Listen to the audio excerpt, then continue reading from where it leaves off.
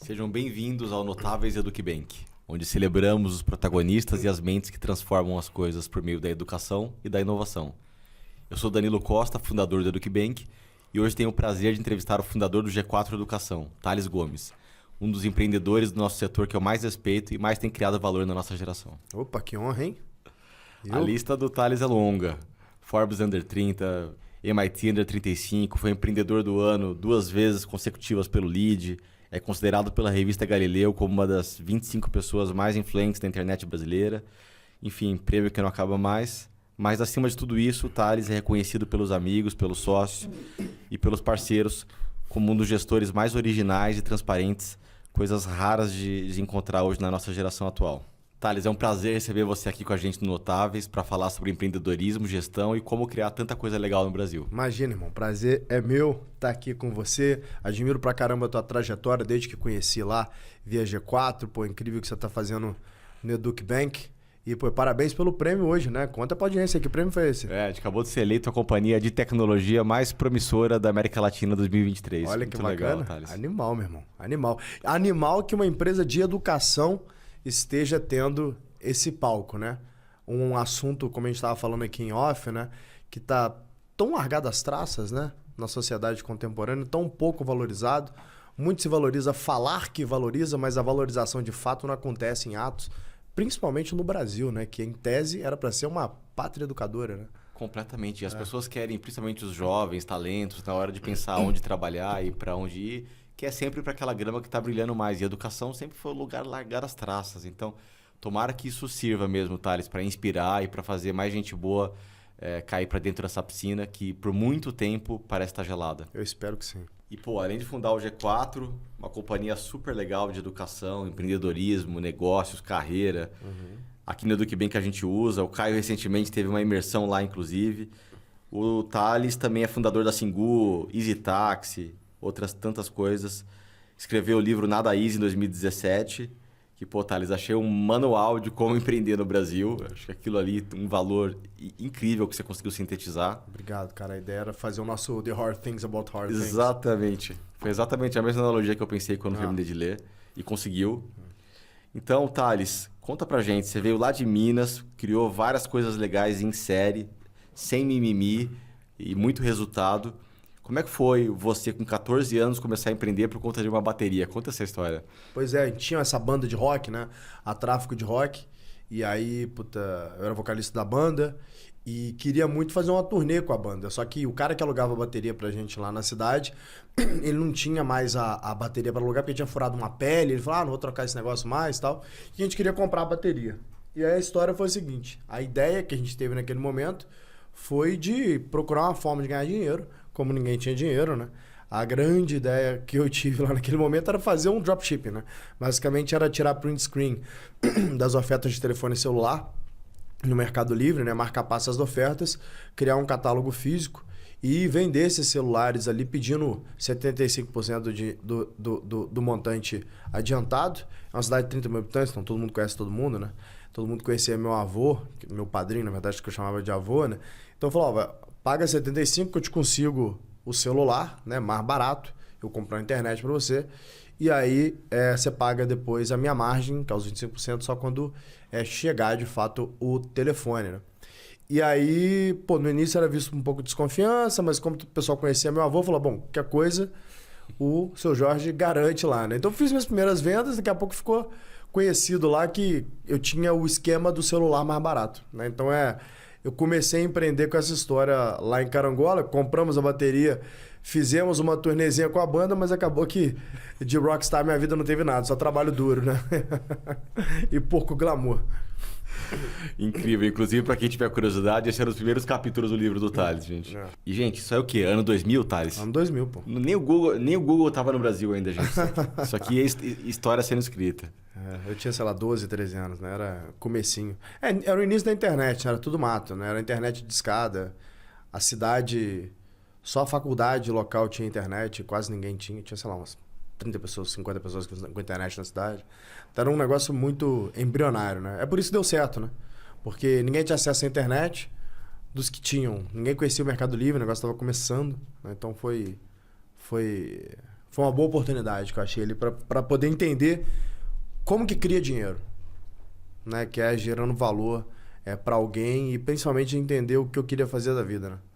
Pô, eu quero fazer essa parada, velho. Eu quero trabalhar e depender de mim mesmo para poder construir as coisas assim.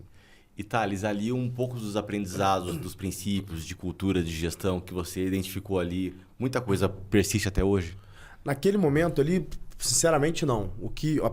O que de fato foi uma fagulha importante para mim ali foi a noção de que se eu trabalhar duro, se eu quiser muito mais que os outros, eu consigo conquistar as coisas, né? Então, não é porque eu sou de uma família extremamente pobre, desestruturada, tal, que eu não ia conseguir conquistar as coisas. Eu falei, pô, dá para gerar valor para alguém e alguém me pagar por isso. Ótimo, bom saber.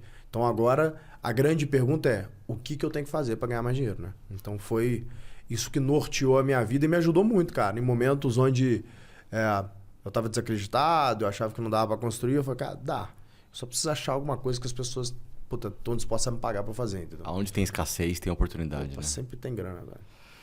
E Thales, ao longo da sua trajetória você construiu várias coisas legais, algumas financiadas por Venture Capital, outras não. Recentemente no G4 você seguiu uma estratégia super original de capital próprio, bootstrapping. E poxa, foi uma das techs que mais cresceu no Brasil nos últimos anos.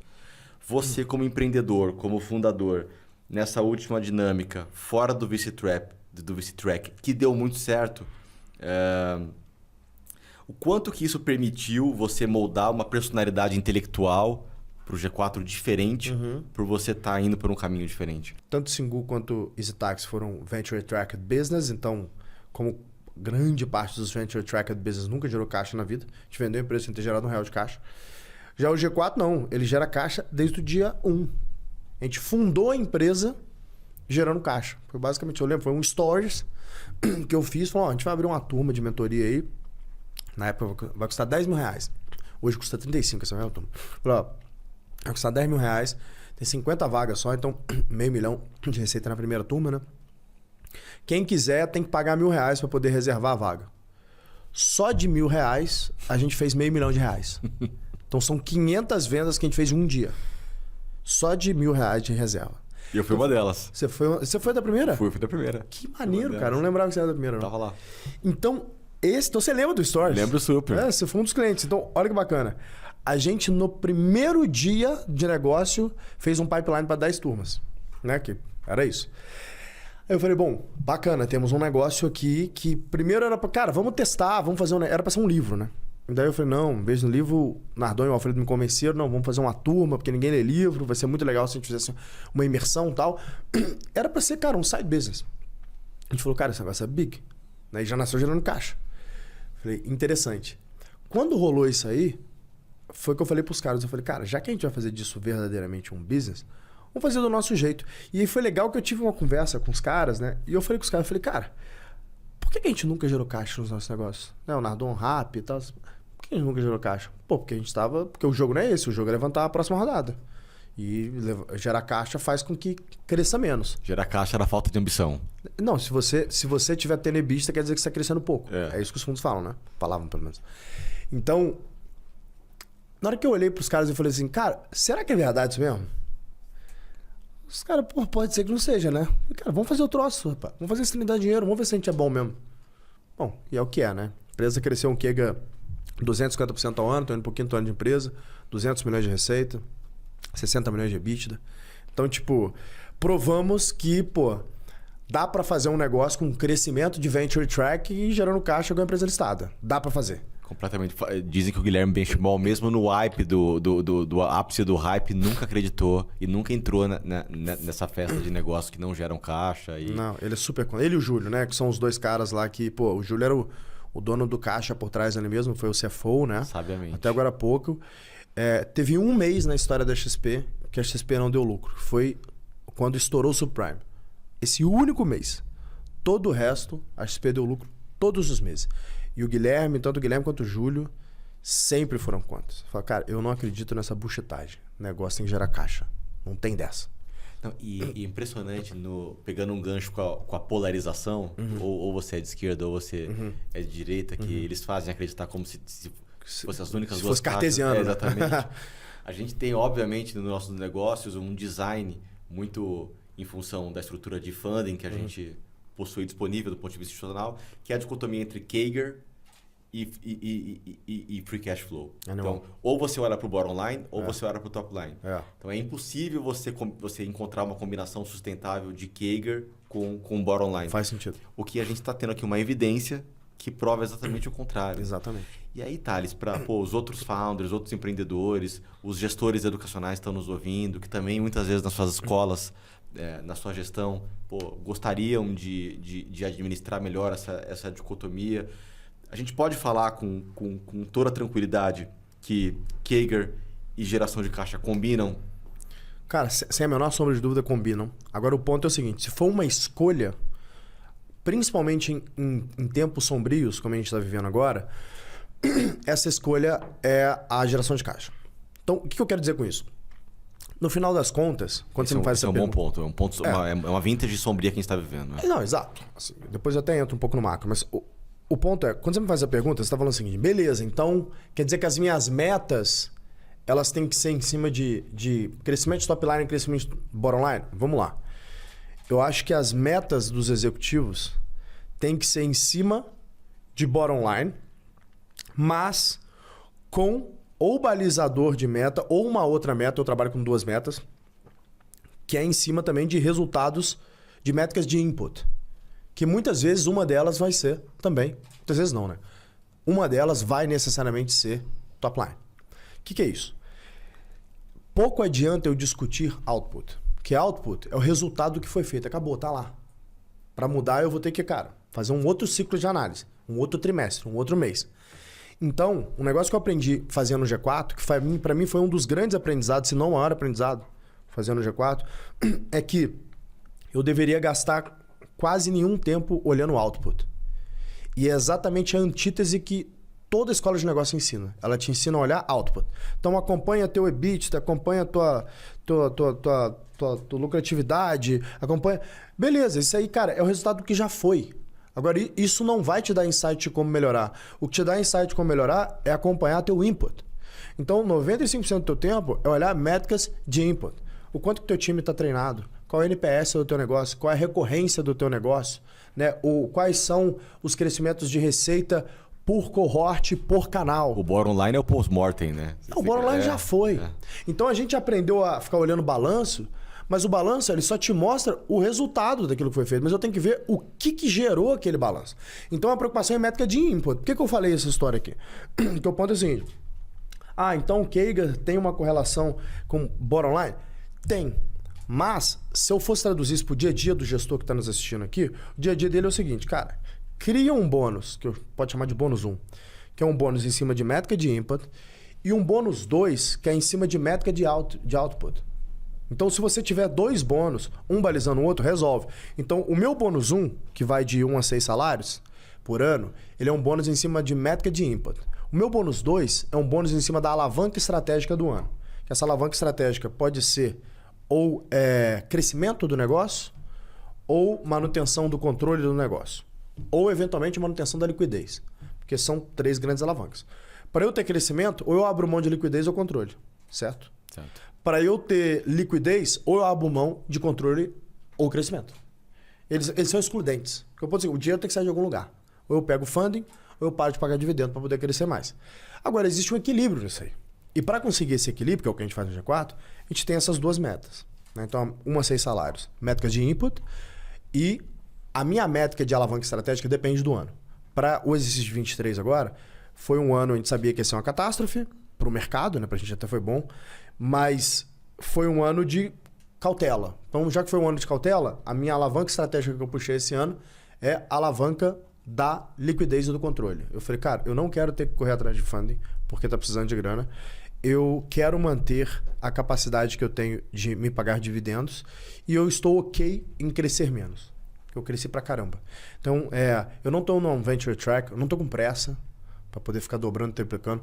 Aconteceu porque eu pude quase triplicar o negócio todos os anos, mas não tenho a menor necessidade de fazer isso agora. Eu estou tranquilo em crescer com 50% ao ano, se eu precisar.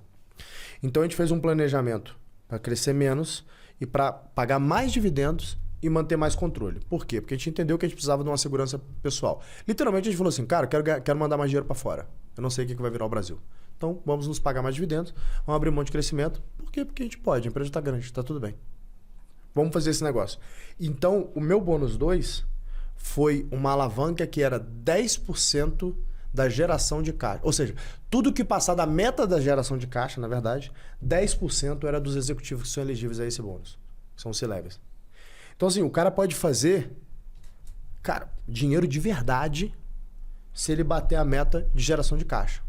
Mas, se eu fizesse só a meta de geração de caixa, qual tipo de problema, por exemplo, pode trazer para o dia a dia do negócio? Ele pode abdicar da perpetuidade do negócio. Por exemplo, ele pode fazer economia burra, ele pode parar de preocupar com a qualidade, ele pode parar de preocupar com... Ele pode querer empurrar qualquer coisa só para bater a meta de vendas, vender qualquer produto para qualquer pessoa. Uma vez o CEO da Votorantim falou isso, pô, gerar caixa é fácil, é só cortar a manutenção do alto forno, vai bombar o EBITDA da companhia, mas daqui 4 anos, a hora que ninguém mais estiver aqui, provavelmente, porque já colheu o bônus, pois é. Aí a próxima geração vai colher o resultado. Essa é a grande preocupação que eu tenho, porque o ponto é o seguinte, executivo ele está preocupado com a carreira dele, ele não está preocupado com a tua empresa, esquece. Ele está primariamente preocupado com a carreira dele. Então, por isso que eu gosto de modelo de partnership, você fazer o cara ser dono da empresa e comprar participação da empresa, porque aí o cara quando é dono, ele bota o dinheiro dele, não ganhou, ele botou o dinheiro dele, aí ele começa a pensar 2 vezes, ele começa a pensar em futuro. É óbvio que quando ele está pensando na carreira dele, pensando em futuro, né, ele vai abdicar de fazer as melhores decisões para o futuro da companhia. Por exemplo, né? O executivo, ele está focado no bônus dele no final do ano. E está focado também na carreira dele. Então, se tem uma decisão que ele pode tomar que vai garantir o bônus do final do ano, ou a maximização desse bônus, e vai dar mais notoriedade para que ele consiga mais dinheiro, para que ele consiga crescer mais na carreira dele, ele vai alinhado com essa decisão. Mas não necessariamente essa é a melhor decisão para a companhia. Então, o nosso trabalho como dono, como gestor da companhia, é criar muito bem essas amarras. Por isso, um bônus para input e outro para output, para não acontecer esse negócio da caldeira. Porque isso pode acontecer no G4 também. Porque se eu coloco só geração de caixa, então o que o cara faz? Cara, vamos acabar com as 2 escolas aqui na Vila Olímpia, esses prédios caros que a gente fica aqui, cara, vamos para um lugar periférico, ou vamos alugar um hotel, né? Vamos parar de dar Red Bull para as pessoas, vamos parar de colocar buffet de casamento para fazer comida. E aí vai diminuir o meu NPS, por consequência diminui minha indicação, por consequência diminui meu crescimento orgânico, por consequência aumenta meu CAC, por consequência diminui minha capacidade de geração de caixa, por consequência diminui minha capacidade de reinvestimento no negócio, e aí por consequência eu tenho que fazer funding, pô. Eu tô gerando menos caixa. Total. Tá vendo como é que degrada? Só que quando chegar nesse estágio de degradação, daqui a 3 anos, 4 anos, o cara já foi para outro business, porque ele teve uma caminhada de sucesso no G4 nas costas do nosso patrimônio, do nosso negócio, do nosso equity. Então a gente tem que criar um conjunto de amarras que permite com que o futuro do negócio esteja sendo cuidado. Um parênteses aqui, gente, muito importante quando a gente está falando de olhar os outputs como uma consequência do que a gente vive hoje na maior parte das escolas de negócio.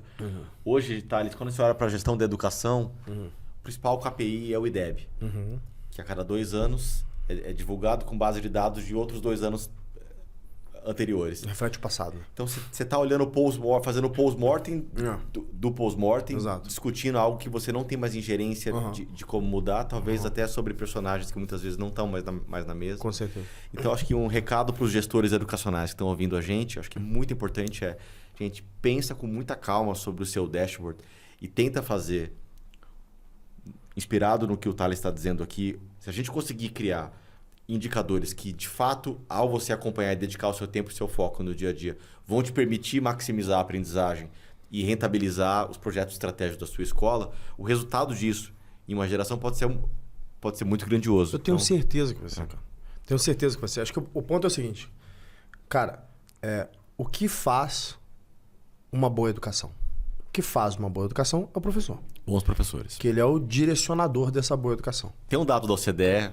Esse você vai gostar, Thales. Inclusive, até a gente pode compartilhar depois, Marcos, com o Thales, esse report. É super interessante. Sobre um KPI que a OCDE acompanha a diferença em diversos mercados de diversos países, capacidade de cada uma dessas sociedades de saber diferenciar fato de opinião. E o Brasil é uma das sociedades no mundo hoje que mais dificuldade tem em saber diferenciar fato de opinião. Faz sentido. E isso vai muito nessa incapacidade de falar, eu tenho que ler para saber. Mas sabe por que faz sentido? Porque o brasileiro não lê. Então, você vê, a gente lê, na média, menos de um livro por ano, né?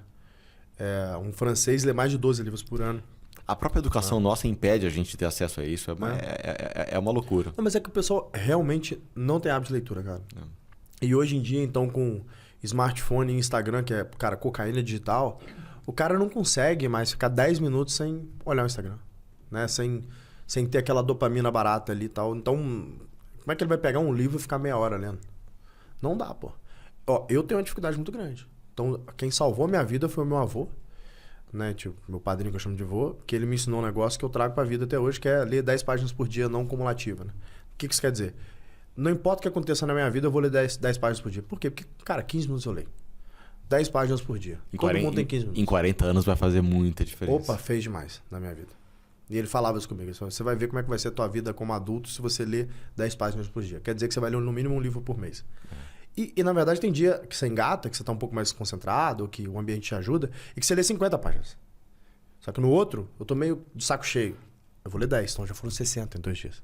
Pô, já foi um quarto de um livro.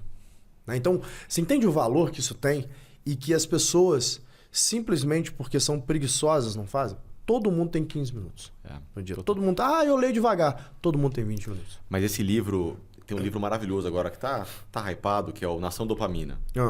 Basicamente, ele tem 2 hormônios que fazem a gente se mexer. A endorfina, a gente sentir prazer, né? Ser recompensado. A endorfina e a dopamina. Perfeito. A endorfina é uma recompensa pelos achievements de longo prazo. E a dopamina pelos incentivos de curto prazo. Todo modelo educacional nosso é baseado em incentivos de longo prazo. Perfeito. Você passar no vestibular, você raspar a cabeça e escrever o nome da faculdade que você admira na testa, etc. E tal. E o aluno hoje está concorrendo. Isso nem começou ainda, porque o 5G mal chegou no Brasil ainda, com o streaming, com o smartphone, com o TikTok, dentre outras 1000 coisas, fazendo com que seja covarde a concorrência do sistema educacional atual com todos esses... E o nosso modelo atual de educação não está preparado para conseguir fazer esse shift e conseguir se digitalizar. Não é se informatizar. Claro. É se digitalizar de uma tal maneira que consiga se atualizar com a realidade do cliente hoje, que é o aluno. Então, o que está acontecendo é que um aluno hoje não consegue... Dados indicam que depois de 8 minutos na sala de aula, ele já está completamente desconectado. Eu tenho certeza absoluta. Daquele ambiente. É só você ver vídeo do YouTube, pô. Não, tá vídeo passou de 3 minutos e ninguém assiste. Então a gente precisa conseguir fazer a aula ficar muito mais amigável para o cliente atual e, ao mesmo tempo, sem perder a realmente essência que vai fazer as coisas serem sustentáveis na vida dele, que são os incentivos de longo prazo. Mas tem como eu educar uma população onde o cara não consegue ficar 10 minutos concentrado? É difícil. Sabe que a própria FIFA já está preocupada com o futuro do futebol? Porque essa geração Z não consegue mais ficar 2, 3 horas sentadas no sofá. Cara, isso me preocupa com o futuro do mundo, na verdade. Em 100 anos, onde que a gente vai estar? Bom, talvez a gente não vai precisar trabalhar, então isso aí resolve. Mas se não fosse isso e ceteris paribus, se isso não existir, vai dar merda. É só questão de tempo. E nesse sentido, Thales, tem um ponto que tá me tirando um pouco o sono, que eu tô bastante preocupado.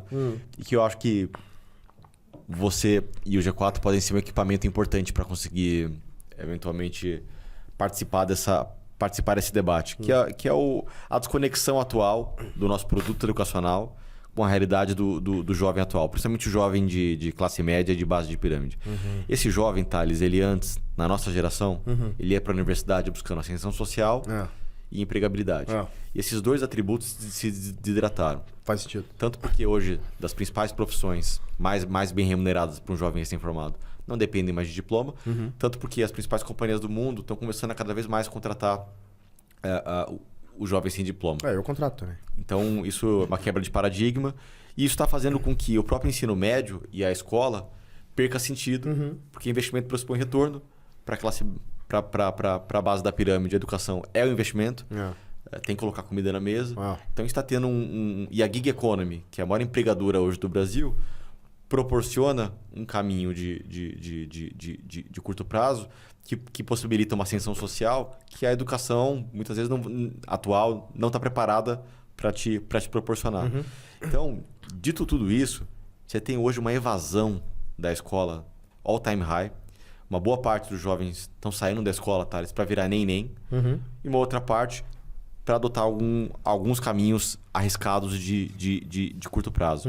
E se a gente somar tudo isso ao agravante que o Brasil está perdendo o bônus demográfico, o Brasil, a nossa pirâmide etária está invertendo e nunca na história da humanidade nenhum país conseguiu varar a barreira do subdesenvolvimento sendo um país idoso, já seria preocupante a gente como um país subdesenvolvido tá tendo a sua pirâmide etária invertida. Fato.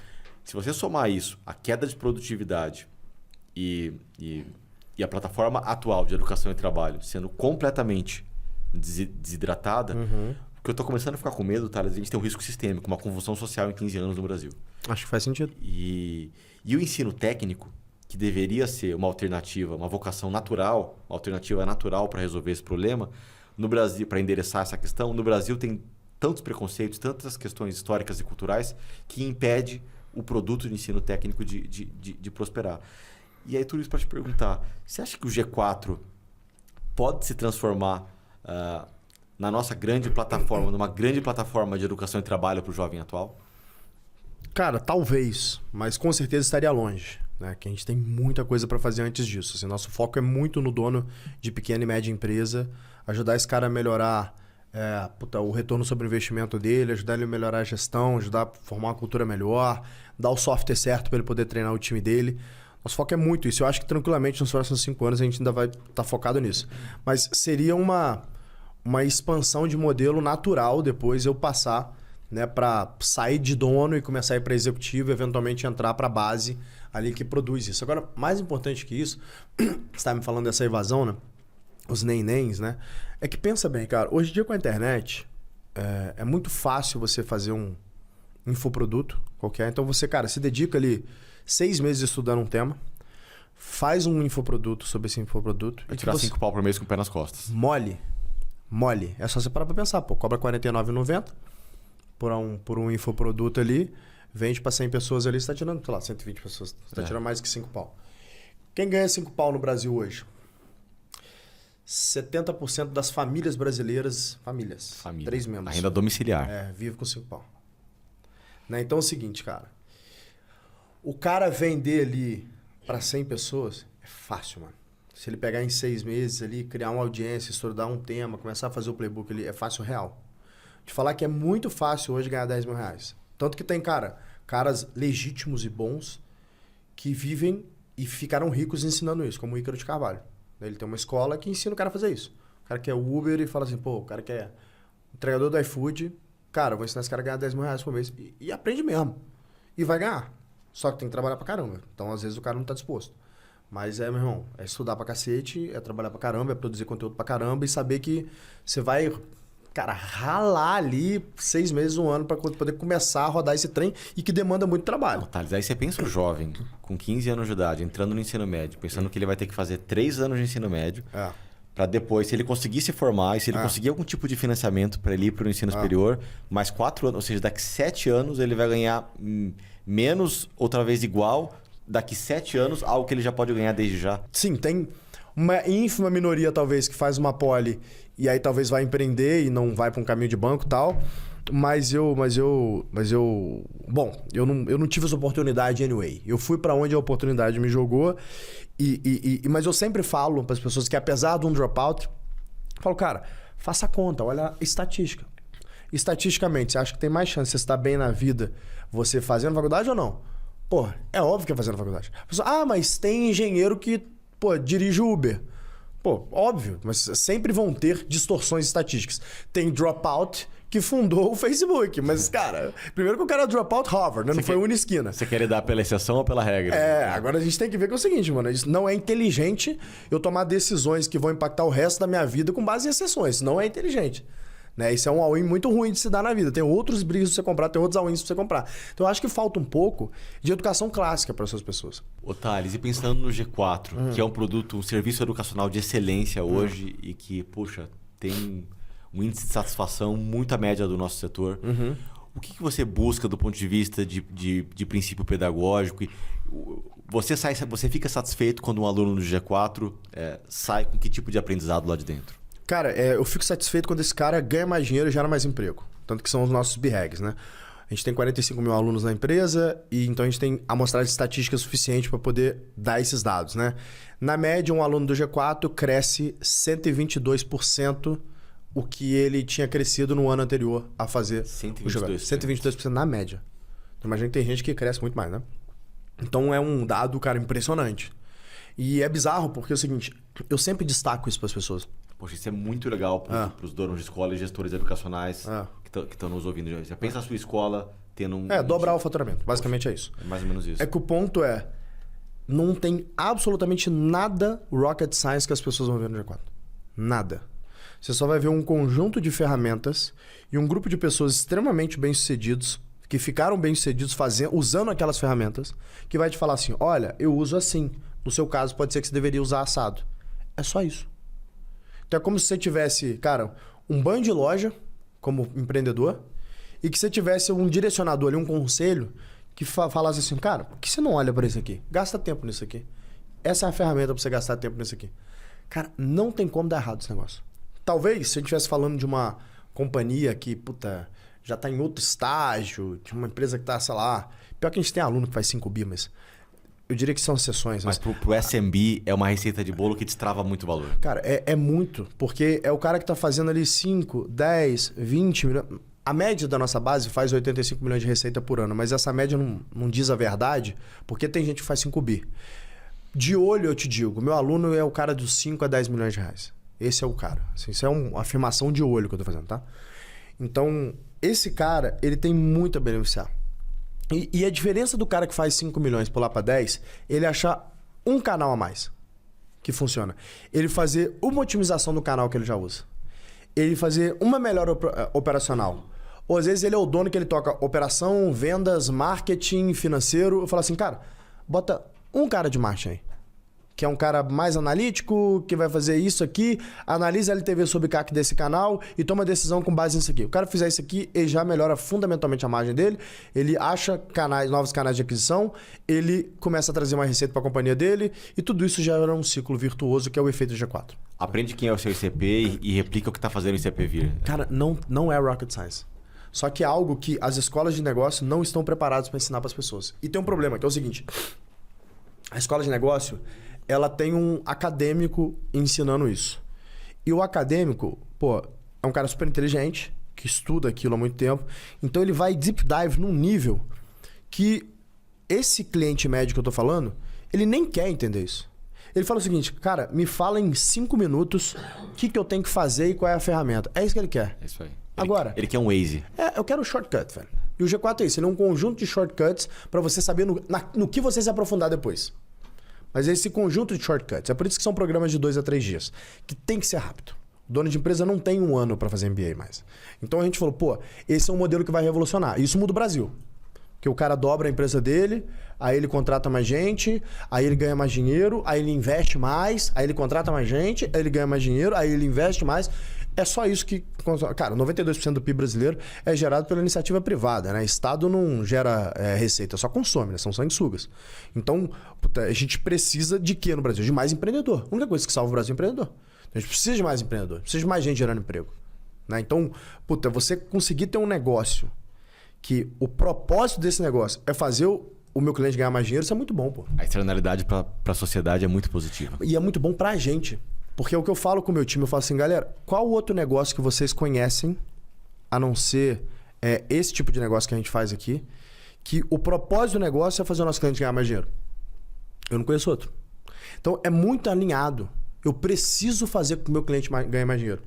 Isso ajuda muito em vendas, porque eu só vou vender o produto certo para o cara certo na hora certa. Se eu vender o produto errado, ele não volta, não indica, aí piora meu unit economics. Então, eu tenho um incentivo financeiro para vender a coisa certa para o cara certo na hora certa. O sucesso da companhia é o sucesso do G4. Verdadeiramente é a única coisa que me faz ficar rico. É o meu cliente ganhar dinheiro. Eu preciso que ele ganhe dinheiro. Então, pô, isso é um direcionamento muito bom, cara. É muito bom trabalhar com a verdade, entendeu? É muito bom que eu não tenho que precisar ficar escondendo, colocando contrato gigante com letrinha pequena. Eu não preciso fazer essas coisas que outras indústrias fazem. Cara, eu posso ser verdadeiro, eu posso falar a verdade pro meu cliente. É muito bom, cara. Trabalhar com isso, né? Há quem diga que o segmento educacional, onde você tem um grande nível de produtividade, acaba sendo o cursinho. E a resposta fácil é, porque no cursinho, pô, você tem ali aquele ambiente de pressão, de alta performance. Mas, na verdade, é uma questão de incentivo e alinhamento. Porque óbvio. o aluno no cursinho... Quer passar um vestibular, né? E ele está sendo avaliado por uma prova que o professor não tem gerência nenhuma na correção dela. Perfeito. Então, ele tem todo o interesse que o aluno dele no cursinho seja aprovado naquele vestibular. Pra ele usar isso como KPI. E você tem um inimigo comum. Então, você tem um alinhamento de interesse. Perfeito. É a mesma coisa de G4. No ambiente ex-cursinho, é o próprio professor que vai corrigir a prova que ele mesmo aplica. Perfeito. Então, é um ambiente onde você não tem um KPI claro do que é performance, do que é ou que não é. Perfeito. Então, faz muito sentido. Não, faz sentido. E pra gente é o seguinte, cara, o meu passar no vestibular aqui é o cara crescer o negócio dele, aumentar o EBITDA, contratar gente, pra eu poder falar esse dado. Cara, 122% das empresas, as 45 mil empresas que a gente tem como alunos, cresceram, as empresas cresceram 122% acima do ano anterior, que é a G4. Pô, esse é o melhor dado, é a melhor propaganda que eu posso ter. É mostrar o dado dos últimos 5 anos, as pessoas que foram formadas e que usam nosso software e que confiam ali no G4. E é um alinhamento de interesses muito bom para os sócios e para os executivos também, que eu falo, cara, nossa métrica de sucesso é o cara crescer o negócio dele. Se ele não cresceu, não tá valendo de nada que a gente tá vendendo para ele, pô, precisa crescer. Tão simples quanto isso.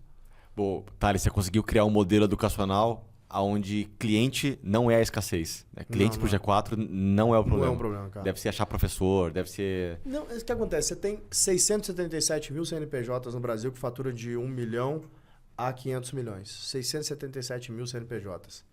É coisa pra caramba, né? Então a gente achou um filão que estava muito desassistido ali, né? Porque o Brasil é um país de micro, né? Microempreendedor, micro e pequeno. 90% das empresas brasileiras são micro e pequenas. Acho que até um pouco mais de 90%, se não me engano. Então, sei lá, pra você ter ideia, existem 932 CNPJs que faturam acima de 1 bi por ano, só. É só isso.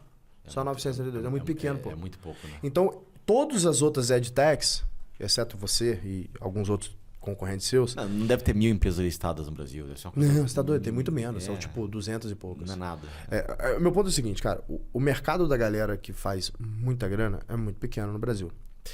Então, todo mundo tá brigando pela mesma carteira. A carteira das Big Corps. São os caras que faturam acima de bi. Eu falei, pô, eu não vou entrar nessa briga de tapa ali. Então, pô, eu treino jiu-jitsu, né? Jiu-jitsu é o seguinte, mano. Quando você é faixa colorida baixa, ali, azul, até roxa, assim, no início... Você quer ficar brigando, fazendo força pra passar pro lado que o cara tá fazendo guarda. Na hora que você começa a pegar a marrom, a preta, você começa a... Peraí, aqui tá difícil? Eu vou pro outro lado, pô. Você simplesmente dá esse clique na cabeça e o teu jiu-jitsu muda.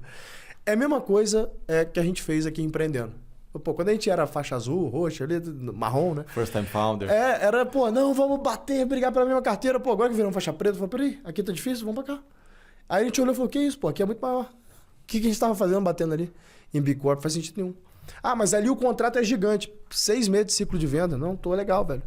Prefiro pegar um que o meu ciclo de venda é 3 dias. Deixa o ego de lado e vamos focar na companhia. Cara, pro bolso, o bolso só cabe uma coisa, velho. O ego ou o dinheiro. Os dois não cabem, não. Você tem que escolher o que você quer, entendeu? Thales, o papo tá tão bom que passou tão rápido. E infelizmente estamos chegando ao fim. Mas agora vem a melhor parte do Pinga Fogo. Vamos? Bora. Pinga Fogo. Thales, se você pudesse almoçar com qualquer pessoa, viva ou morta, quem seria? Aristóteles, não tem a menor sombra de dúvida que eu queria aprender com o cara. Falar, mano, o que você fez com o Alexandre? Conta. Me transforma nesse Alexandre contemporâneo. Pô, o Aristóteles é muito foda, cara. Toda a base moral e ética da sociedade, que inclusive Jesus Cristo bebeu dessa base, foi cunhada ali pelo pensamento de Aristóteles, e beleza, que aprendeu com Platão e Sócrates, vai. Mas Aristóteles foi o cara que de fato envelopou isso e formou um dos maiores líderes da história, que é Alexandre. Eu queria muito poder estar na escola aristotélica que valorizava dieta, exercício físico e engrandecimento intelectual conjuntamente. Ser aluno desse cara deve ser uma loucura. Então imagina poder jantar, almoçar com Aristóteles e fazer algumas perguntas pro cara, aprofundar uns 10 níveis que nunca foi tão atual, né? Não, é extremamente atual, né? Se você pegar absolutamente tudo que Aristóteles falava em seus ensaios, se você segue, você vai construir uma vida virtuosa, né? Bom, não precisa ir longe, né? É só seguir a Bíblia também, né? Que meio que é isso, né? Você pegar tudo que Jesus Cristo falava e seguir, cara, você vai ter uma vida virtuosa. Não tem muito erro ali, né? Se você tivesse que escolher uma única habilidade para a próxima geração, qual seria, Thales?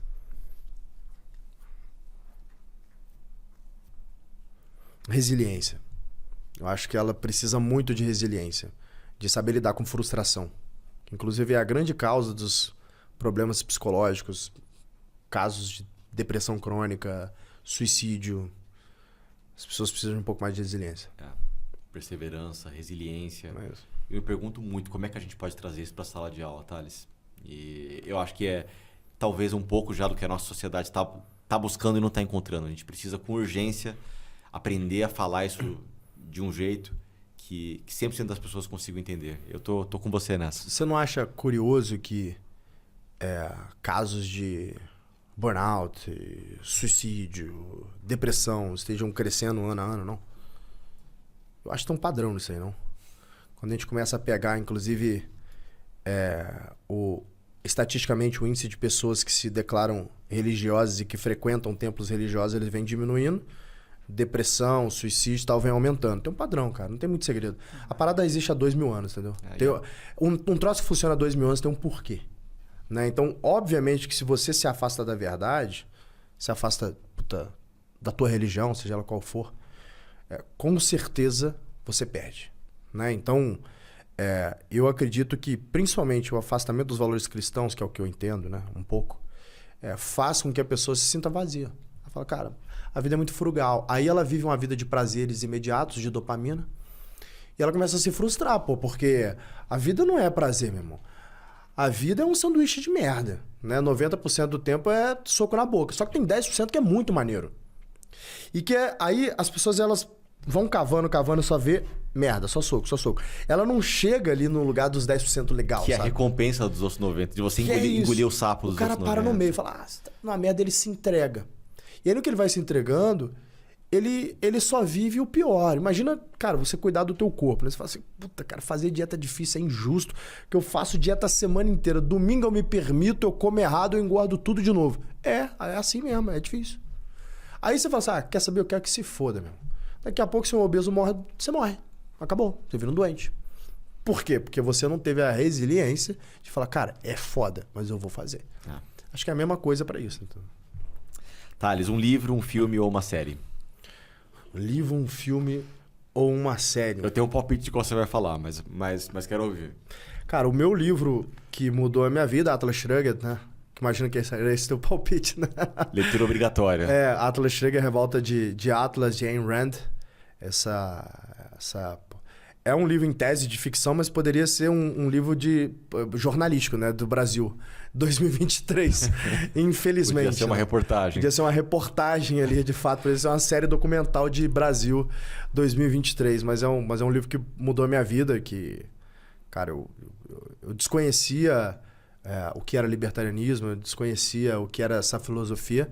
E eu conheci através de Ayn Rand, então foi através dela que eu fui chegar em Mises e fui chegar em Rothbard depois. Então foi muito importante para minha vida, ali um adolescente quase adulto ali quando eu li esse livro. Foi muito importante para minha vida, para minha construção intelectual. Para nossa liberdade, né, Thales? Para no mínimo eu saber o que é a liberdade. Thales, tem alguma coisa que você faz antes de tomar alguma decisão muito difícil? Com certeza. Um negócio que uma vez eu li um artigo falando que o Eisenhower recomendava disso. O Eisenhower ele recomendava que você usar cada segundo disponível antes de tomar uma decisão decisiva. Perdão. Decisão decisiva ficou... Decisão difícil. Decisão difícil, né? Então, o que acontece? Cara, você tem que decidir isso até sexta-feira, meio-dia. Beleza. Sexta-feira, 11h59, eu te digo o que eu vou fazer. Então, eu comecei a fazer isso com a vida. Cara, dormir com um problema ajuda muito, mano. Faz tanto sentido isso, Thales. Mas faz, né? Faz tanto sentido. Às vezes a gente quer decidir logo, mas pra quê? Não tem tempo. Quanto tempo eu tenho pra tomar essa decisão? É isso. A gente não pergunta isso muitas vezes. Não pergunta e às vezes o cara fala, não, aí você fala, cara, já tira isso da frente logo. Eu falo, não, peraí, deixa eu usar, pô. Claro que não é com tudo da vida, né? 95% das coisas você sabe o que você tem que fazer, mas tem uns 5% ali que você precisa de mais tempo. Que são coisas... Que são decisões que o Jeff Bezos chama de decisões tipo 1, né? Que são as irreversíveis. Então, pô, eu quero abrir uma planta nova. Quero abrir uma escola nova. Cara, você vai ter um CAPEX, né? Você vai ter um increase de OPEX ali importante. É um negócio, cara, que pode influenciar bastante ali o financeiro do teu negócio e tal. Cara, quanto tempo você tem para decidir isso? Pega esse tempo, dorme no problema, decide, conversa com pessoas, ouve opiniões contrárias, ouve para ouvir, não para responder. Pra que você tem que tomar essa decisão logo? Não faz sentido. Faz todo sentido. Eu acho que isso é uma ótima dica. Ah. Inclusive para os gestores educacionais que estão ouvindo a gente. Perguntem isso antes de tomar qualquer decisão. Quanto tempo eu tenho para tomar essa decisão? Acho que isso vai evitar muita coisa. Com certeza. Thales, o que você faz para lidar com estresse? Esporte pra caramba, assim, né? Treino, sei lá, 2 vezes por dia. Esporte de alta intensidade. Jiu-jitsu, kitesurf, snowboarding, surf. Então, cara, esporte. Eu sempre preciso disso, cara. Então, cada segundo que eu posso dar uma escapada aí pro Ceará ou temporada de neve, me jogar de um helicóptero, eu faço isso. Pratico rally ski, né? Então, tipo, eu gosto de esportes de altíssima intensidade e de alta periculosidade. Isso me faz me sentir vivo e me exige concentração. Então, quando você tá no tatame, cara, eu não vou lembrar se eu tô batendo a meta de beat ou não, porque senão aquele o cara vai e-mail que você não respondeu, como é que você vai escrever? Vão arrancar minha cabeça fora. Então, ali eu tô focado naquilo ali. Quando eu tô, dropando um helicóptero ali para poder descer a montanha, eu não tô preocupado, cara, com um diretor que não tá batendo a meta. Não, eu tô preocupado em não morrer, cara. Então, aquilo me faz me sentir presente. Porque eu tô falando com você aqui agora, mas eu tô lembrando de coisas que eu tenho que fazer. O único momento que eu tô 100% presente na minha vida é o momento que eu tô praticando os meus esportes, né? Que são esportes de alta periculosidade, então eu preciso ter atenção plena. Isso me faz me sentir vivo e, obviamente, né, cara, aquela descarga adrenérgica que você tem quando você chega ali na base da montanha. Endorfina, não dopamina, né? Isso é endorfina, né? Então, aquela descarga adrenérgica que você tem ali, após aquele pico ali de adrenalina, aquilo ali, cara, não tem nada igual nesse mundo. Não tem mesmo. Se você pudesse dar um conselho pro Thales de 20 anos atrás, o que você falaria? Cara, eu falaria que dá pra fazer mais. Dá pra fazer mais. Então, em alguns momentos da minha vida, eu perdi alguns meses ali, uns 6 meses e tal, que eu falava assim, tá bom, deixa as coisas acontecerem aí. Consegui essa rodada agora. É normal de founder de primeira viagem, que a gente faz uma rodada, dá uma sensação de alívio, né? Aí depois, na medida quando você vai fazendo venture track, você tá, sei lá, no segundo, terceiro business, você começa a ver que já no segundo eu já via isso. Fala, cara, não, pera, alívio não, agora que é pressão mesmo, que agora que a brincadeira começou. Agora que eu tenho que entregar mais ainda. Então, eu tinha muito nisso ali na época das Itaques, você fazia uma rodada e falava, agora eu tô vivendo o sonho. Como se fosse a linha de chegada. Cara, eu ficava perdendo tempo vivendo o sonho, em vez de pegar e executar de verdade. Eu cometi o mesmo erro na minha primeira startup também. É normal. A gente faz isso. Então eu deveria falar, dá pra fazer mais, mano. Parabéns, mas bora pra cima. Dá pra fazer mais. Entendeu? Thales, obrigado. Imagina, foi uma honra. Foi um prazer bater esse papo com você. Valeu, galera.